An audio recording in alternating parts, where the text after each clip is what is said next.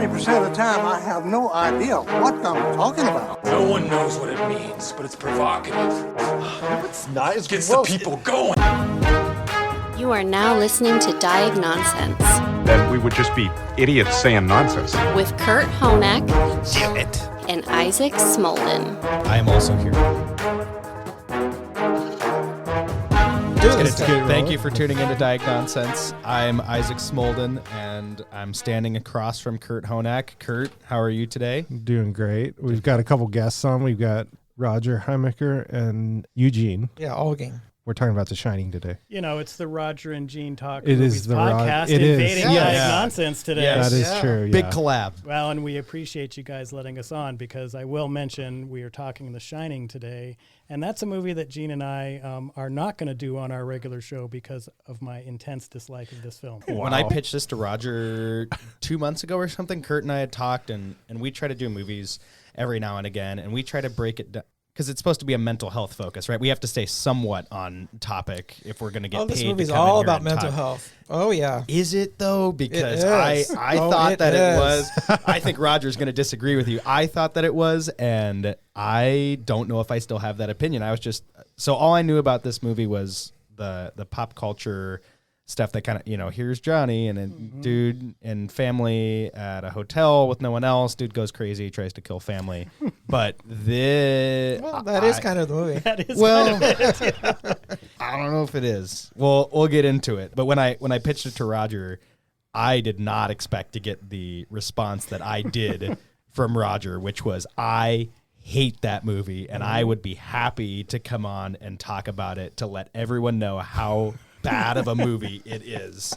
And I said, I was okay. I was like Roger, hating this movie because I saw this movie when I was a kid at a drive-in.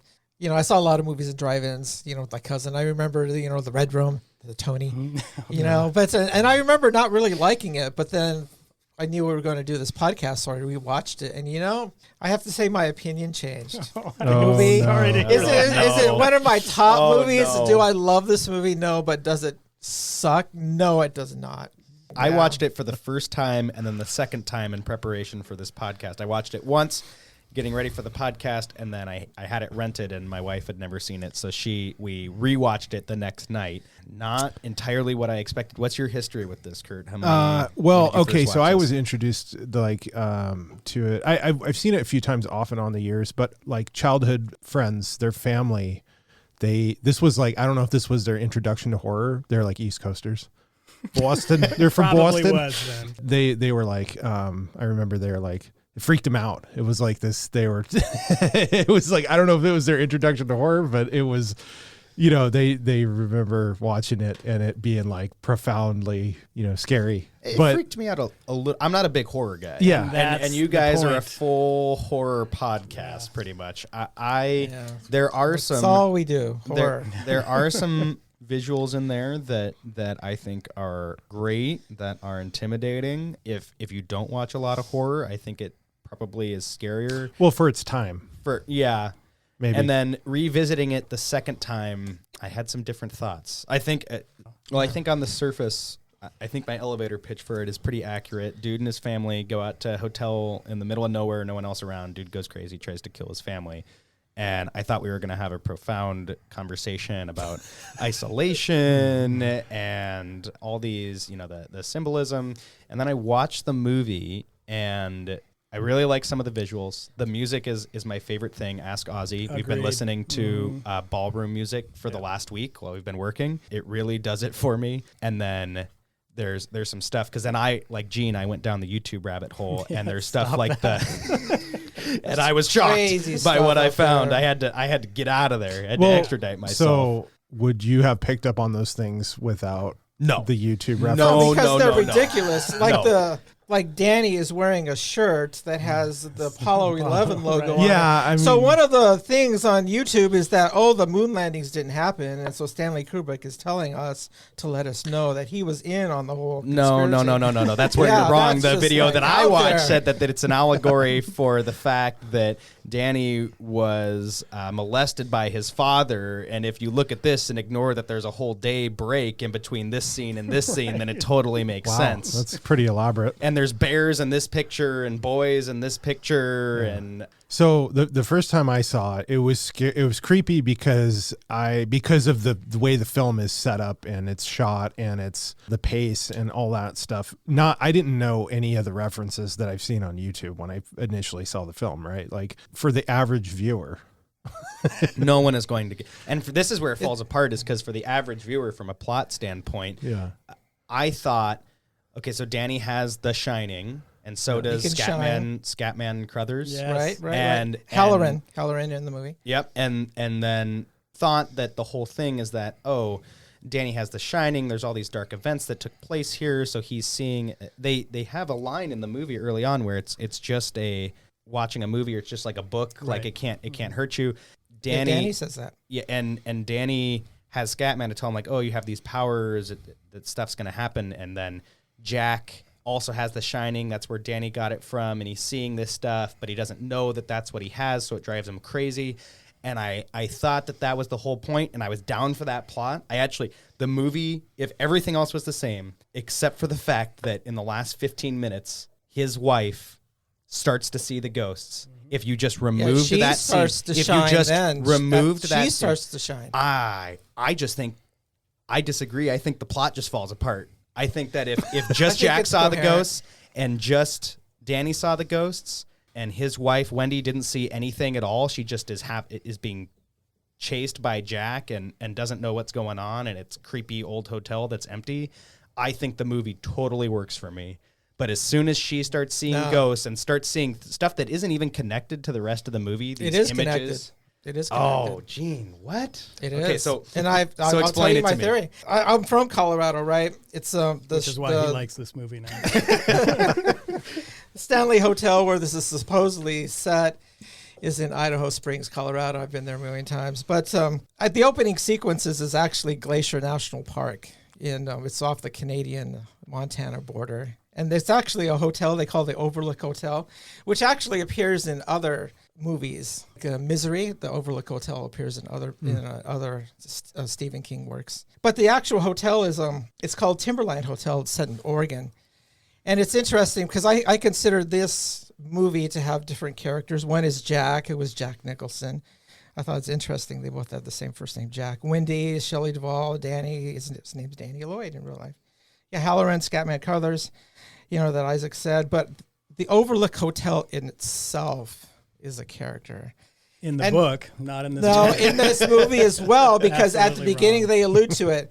When Jack is going through his interviews, they say that the hotel Overlook was built on the Indian burial ground, and there were battles at the very beginning because of this sacred nature of this hotel that was built right there. Right. I love that they just threw that in there. I was like, that's on top of everything else, does it have to be on the Indian burial ground? No, that's a central thing. It sets up that the hotel is like, it's an entity of itself, and it has powers unto itself, the hotel, and it's itself a character. And so I don't know if you watch it, you notice the parts of the hotel change. His typewriter changes, how the hotel is laid out seems to change. And then just the whole thing at the end. It's called bad directing.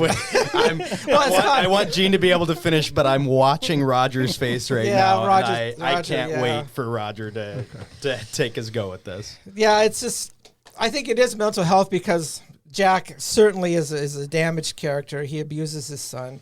And so he is a little predisposed to mental illness. And this hotel is possessed. And as he's staying in the hotel, it's about shining. Shining is being able to see the past and the future. Jack loses himself in the hotel. And eventually he loses his ability. He loses himself. And eventually what is Jack? Jack is his body.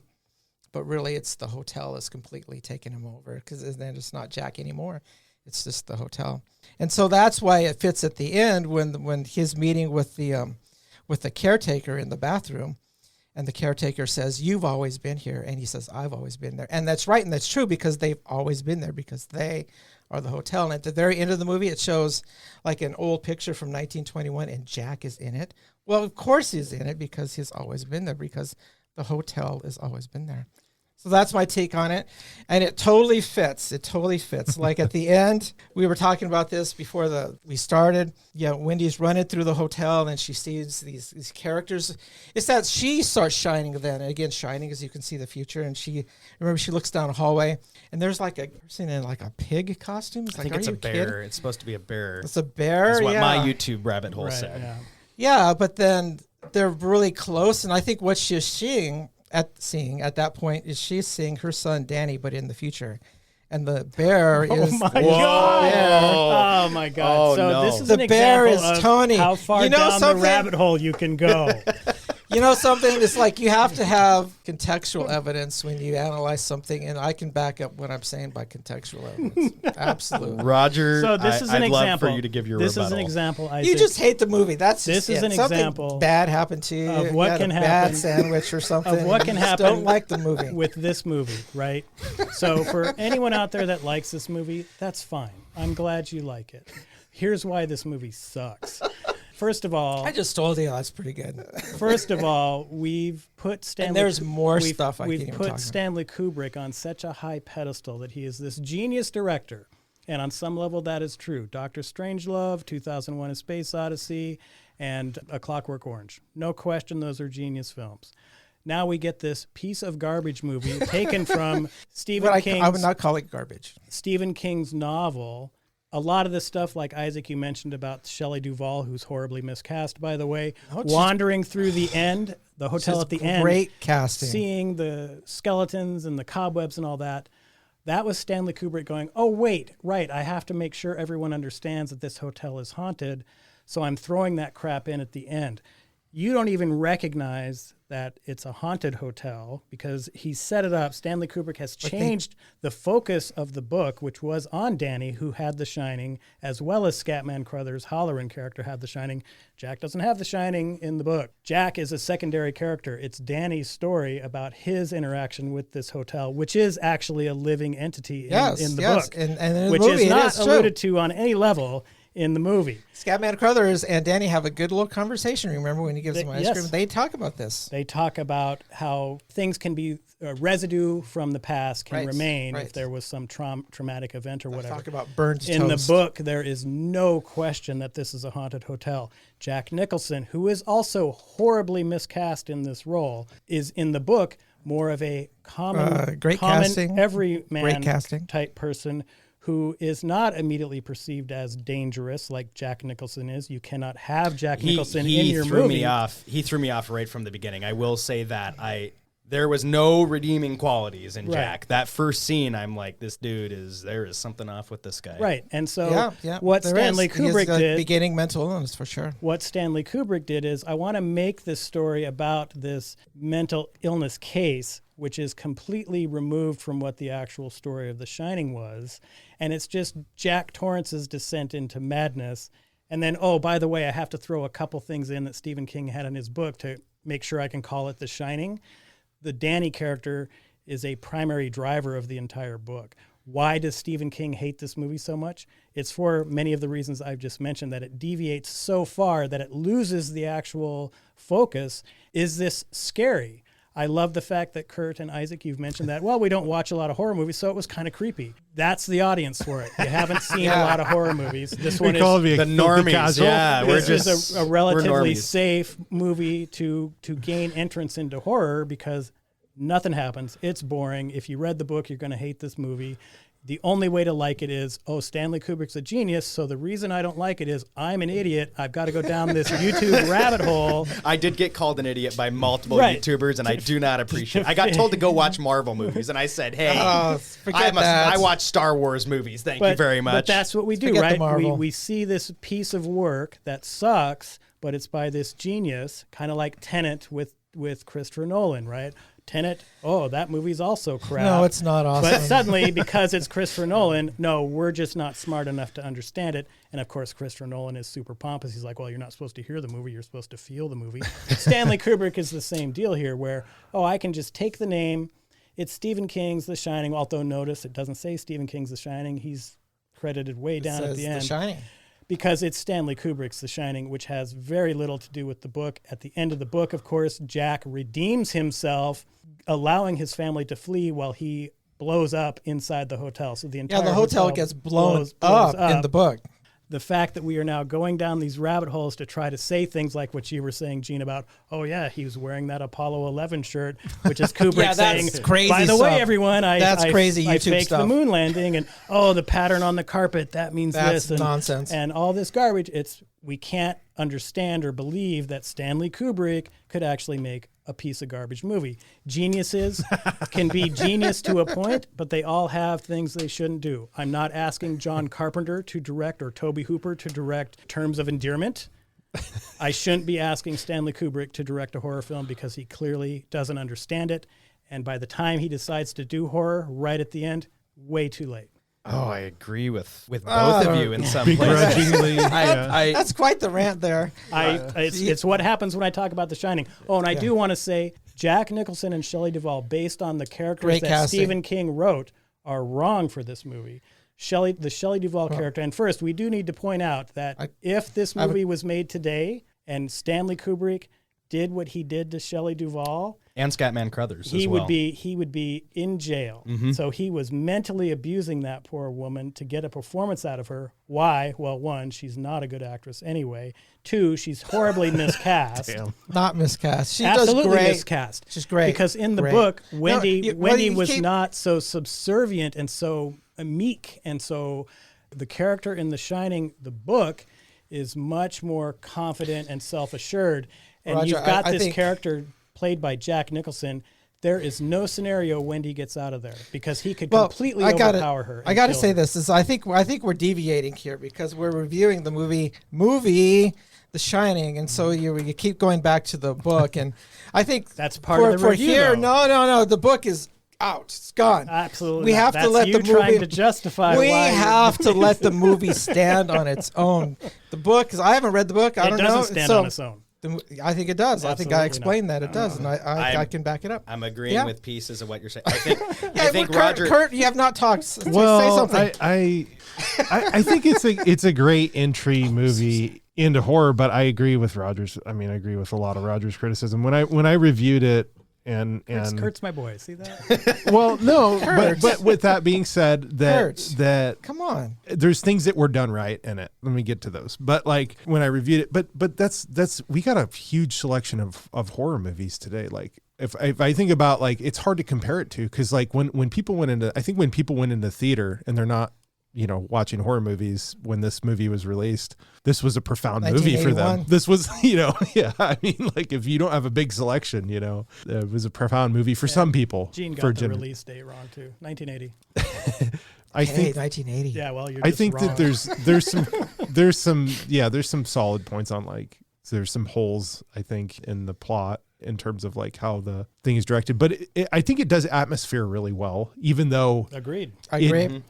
even though it it has these holes and these flaws.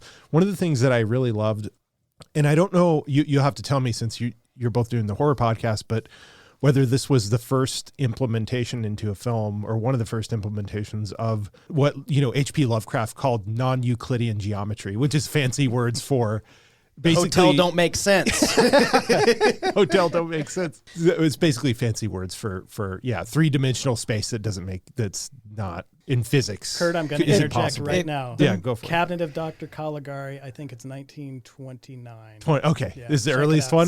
Silent movie. Okay. So I love the implementation of that though, because it's not on the nose. Like when Kubrick is filming it, maybe he's not the ideal horror director, but I do love how that film like subtly like changes where windows and doors are, because I think if you're not, your brain's not ready for it, and you're like not a horror aficionado, and you go into that film and you just kind of watch it and you're following it, I think it does get into your subconscious a little 100%. bit.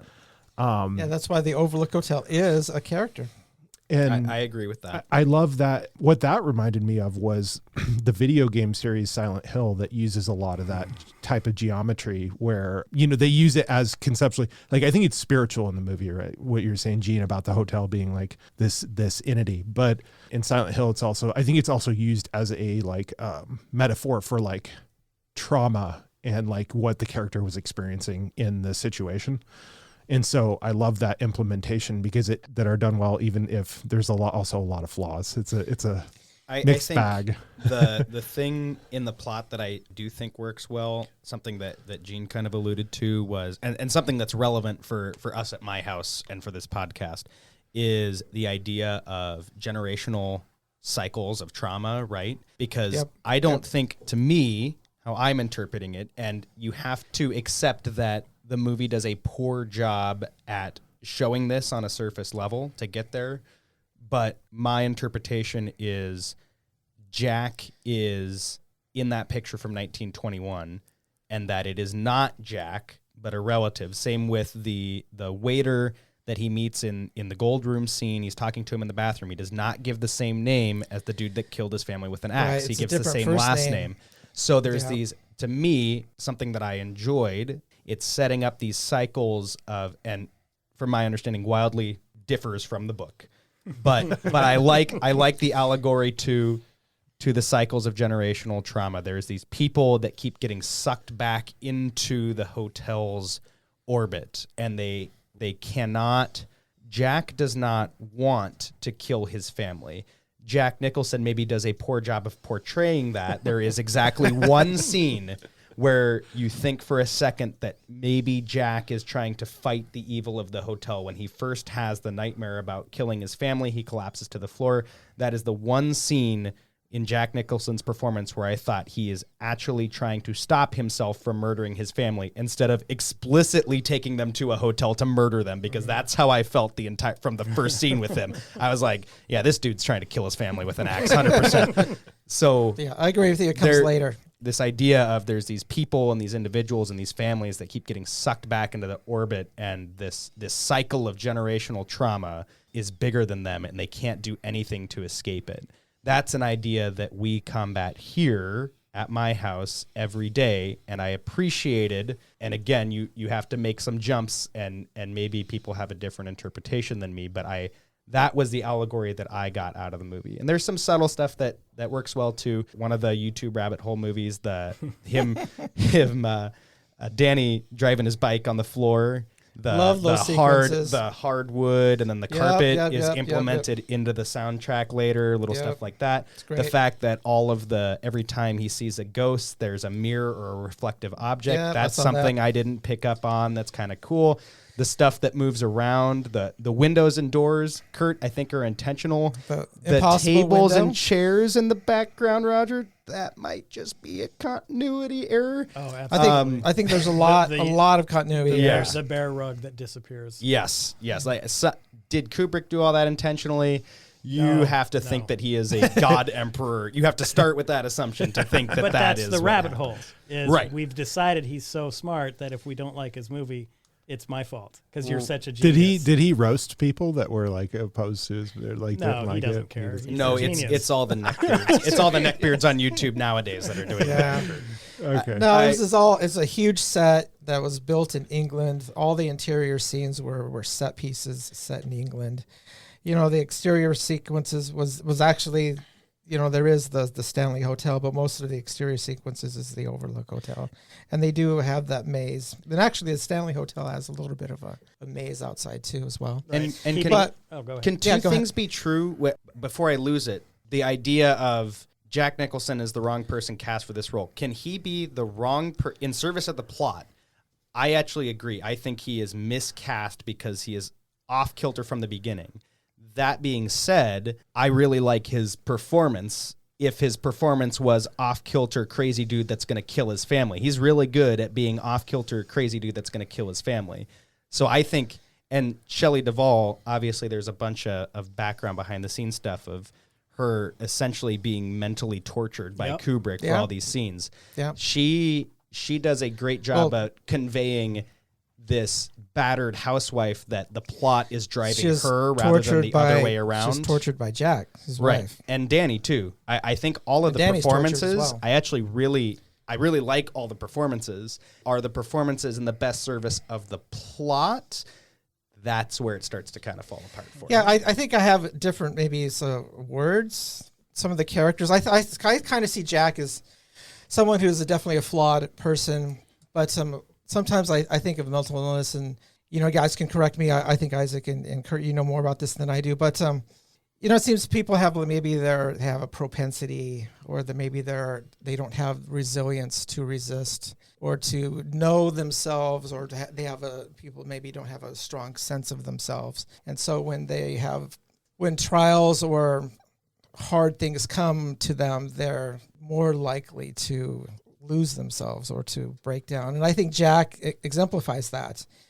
Does he? I agree. Does he want to kill his family? No, he doesn't. But he can't resist the hotel's influence, and it takes him over. And that's which is not set up appropriately in this film. I agree with both of you right there. That is the dichotomy for you. To Gene's. Hold on. The final thing is, I think if you believe Scatman Crothers and Danny had a little conversation about shining, I think does Jack and the only person who shines of the three beginning, Jack, Wendy, Danny, the only one who shines at the beginning is Danny. But eventually Jack starts to shine, and at the end, at the climax of the movie, Wendy starts to shine as well. See, and then Wendy and Danny escape, and then Jack dies in the maze. Mm-hmm. But I see it as in terms of like resilience, and not having resilience. Jack doesn't have it, whereas maybe Wendy and Danny have, and especially Danny, I see in a way his little Tony guy is his coping mechanism for his. He kind of sees it. He's maybe he sees things, so he creates this Danny character. Well, this little boy who lives in my mouth. He creates that, and it helps him to cope, with regular life. See, that's where you're wrong. My YouTube article said that's him from the future, actually, and you're supposed to know that. Yeah. No, I was just going to say to Gene's point, I think Jack is struggling a little bit with alcoholism, and it's interesting. Oh yeah, definitely. Because we call in the mental health side of things, we call alcohol spirits. We had a theological approach to a lot of like mental health thinking. The idea, what came to my mind was just that, like, when people are under the influence of drugs that are psychoactive, that things become interpreted as biological signals. Perception gets warped, which can be theological. That's why we have, cultures have spiritual awakenings with psychedelics and things like that. So that's where I was going with that, was like, he's already in an adverse, like he's already opening the gate, so to speak, with this alcoholism. And then, they get into this situation where they're isolated. There's something else that's wrong, probably. That just makes it worse. Yeah. But that's where my brain went, talking. Yeah, he's trying to be clean. He is clean for 5 months. I mean, it's a start, right? Yeah. But then again, back to my theory, he loses himself. The Overlook Hotel starts to take him over. And then he has those sequences where he's in the bar, and then there's all the alcohol's back, and there's an actual bartender, and he starts drinking again. So I think it's a sign of him losing himself. Is he actually drinking? Because they make it very clear that there's no alcohol in the hotel. Right, and this is again the problem is they show the Jack Nicholson character starting to lose it so early on in this film without introducing the actual ghostly presence. And so then you have this scene, which is about an hour and 12 minutes into the film, where he is in the gold room, and then suddenly he's talking to Lloyd, the bartender, who just appears. And so is Kubrick trying to set it up where, this is all in Jack's head, which in the book, no, it was very clear very early on, the hotel is horrendously haunted. And his twisting of what the original intent of the Shining story was into what we have now in this movie is disgraceful. Well, if I could, you keep going back to the book, but I think that's a flaw in your analysis. But there is a clue, because Jack and Shelley Duvall do not have the Shining. There's the clue. Danny was riding his Hot Wheel, which is a cool Hot Wheel, by the way, and and then actually he's playing with his cars. His cars. And a little ball. And the rolls tennis to ball him. shows up. That Yeah, Jack and was it's an throwing against the wall actual. earlier. It's an actual ball, but did Jack throw it? No. So it's an actual ball that shows up. So it kind of shows that these spirits, whatever, can manipulate real things, because the ball, it's a real ball and it came from somewhere. And I hate that. This is the crux, is I think that there's all these scenes that stand, and maybe this is why, Roger, this is why we regard this movie as a classic, is because there's all that gold room scene where he's talking with the bartender on its own, or that scene where he's in the bathroom with the waiter. on its own is a really, really good scene. The Here's Johnny scene. That has been, Great. that is Well, actually, like, let's ask Kurt for a second. Do you know what he's referring to when he says, "Here's Johnny"? Here's Johnny. John, I know, but I'm going to let Kurt, I'm going to let Kurt answer. Gene and I are old guys. We're old. Yeah. So we know what that reference is. I thought it was, okay. I I was thought that The alive Shining was to- the reference. These two I was are the alive young in guys. 1980. I was alive. Yeah. And you were too. I saw this dang thing in the theater. I'm watching this thing unspool in the Fireweed Theater, wanting to get the hell out of there as soon as possible. because it was I so heard bad. that was some kind of reference to some working class thing. And Oh my You're off on the lord. rails. Oh my god. Isaac, what did you discover? It is a reference to the Johnny Carson show, Yes. which blew me Oh, away Isaac, because yes. I thought that the reference, when I was growing up, like there's Finding Nemo. There's a reference to it in Finding Nemo. That's how ubiquitous it is to pop culture. I thought his name was John and he was saying, "Here's Johnny." His name is not John. It's a reference to the Johnny Carson show, Right. but now all the references in pop culture are a reference to The Shining, not a reference to the Johnny Carson show, Right. right? Like Ready Player One plays huge homage to this movie. Right. Yeah. And so I think this is the crux. That scene, the Gold Room scene, there's all these great visuals, great scenes, great music. And as a 2-minute clip on YouTube or TikTok, you watch them and you're like, this is compelling. This is so cool. This is, wow, what a great movie. What a classic. But then when you put all those scenes in back to back to back order, it doesn't add up for me. Well, and I appreciate you saying that because there are good scenes in this film, but they only last for seconds. The two little girls being chopped up in the alley or in the hallway. The blood. It doesn't show them being chopped No, up. They're already. they're just dead. chopped The blood coming out of the elevator is a very nice scene, It appears multiple times. but it's just the movie as a whole does not understand horror. It's not scary on any level. And I know you guys are kind of a mental health, behavioral health kind of podcast. If you want to see what can happen if you watch this movie, look at any of these YouTube videos that these two guys have been talking about as far as explaining the genius of this film.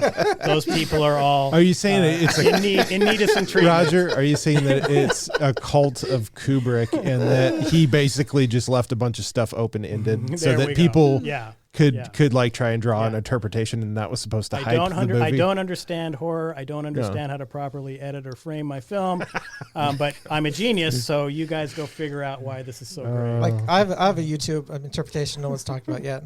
I'll go for it. I'll go for it. Twice, not once, but twice. It shows Danny watching Roadrunner cartoons. Yes. yes. The Roadrunner. What is the Roadrunner? He never gets caught. Wile E. Coyote tries as hard as he can to catch him, never does. And so does Danny get caught in the maze? Nope. And Danny is actually, when they go out to the maze, who's the one in charge there? Jack has the axe and he thinks it's going to get him, but no, he's Wile E. Coyote. He doesn't stand a chance. And as I said earlier, you want to go down the mental health bandwagon. We're hearing it right now. Yes, yeah, that was a YouTube thing. That's not my creation. Oh, no. Yeah, Oh my yeah. gosh. I want to thank Gene and Roger both for being here. Do either of you want to sum up your closing arguments here before I don't think I need before to we say go? anything more, but Isaac and Kurt, I really do appreciate the opportunity to come on here. Gene and I were probably never going to do this movie on our Gene and Roger Never, Talk never do Movies it. podcast. We just did it. Okay, cool. I'm glad that we were able to talk about this. I think it's great that we all, I think, kind of fall in different spots. Roger, Yes. you've Yes. told me multiple times because we've had to reschedule this episode. Yes. Either some form of, I can't believe I have to watch this movie again. And then finally this week, the only good thing about me rewatching The Shining was I knew that I would never have to watch it again. I think for me, at some point, I might revisit it just because I am such a fan of the music and the visuals that to me it's worth dealing with kind of a disjointed plot. Kurt, where I think same thing. I think it's got its flaws, but it's got its merits. And I think that a lot of Roger's criticism is true, but I think that like also it was iconic probably for its time. I don't know. It was generally disliked when generally. Okay. I wasn't around then, Roger. Okay. Yes, 1980. And Gene, on the other hand, now has a Shining YouTube channel, and you can follow him. Every week he does a new breakdown of the behind the scenes. No, I'm never doing this again. Gene's like, you roasted me too hard.